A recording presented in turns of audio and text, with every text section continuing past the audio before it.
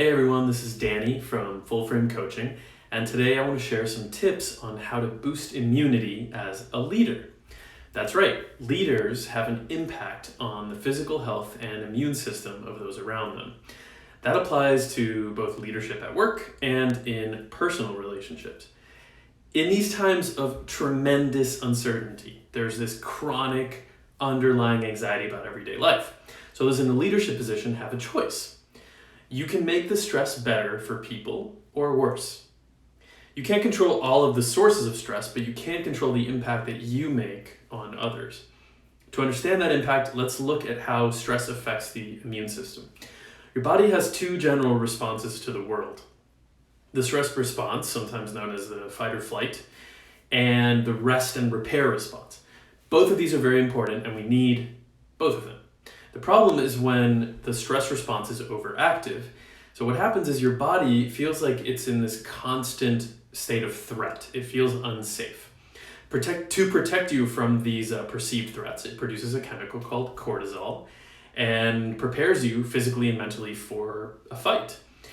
This is great, so if you're driving in bad weather and need to have your wits about you, or when you have a report due and you need to really buckle down and focus. When you're stressed too often, though, your body gets used to having tons of this cortisol chemical pumping through your veins and starts losing its sensitivity to it. If your immune system weakens its sensitivity to your own internal chemistry, it doesn't respond properly to actual threats like a virus. So many studies have shown that social support makes a huge difference in reducing stress and therefore boosting the immune system. So as a leader, people will look to you for how to respond to these uncertain times. It's actually a great opportunity to strengthen your relationships by setting the right tone. Nobody has the answers right now because this is an unprecedented situation for the majority of people. So it's not about knowing exactly what to do. It's about understanding what people need and of being of service by adapting to the changing needs.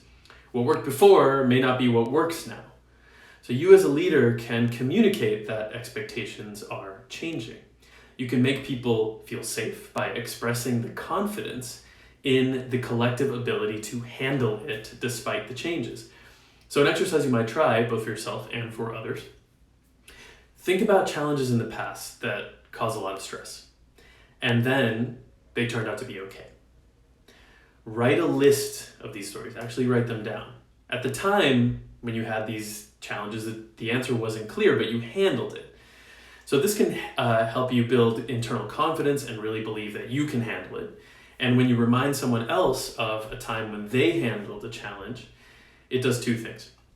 It keeps that positive example fresh in their mind, and it shows them that you pay attention and that you trust them. It builds a sense of psychological safety.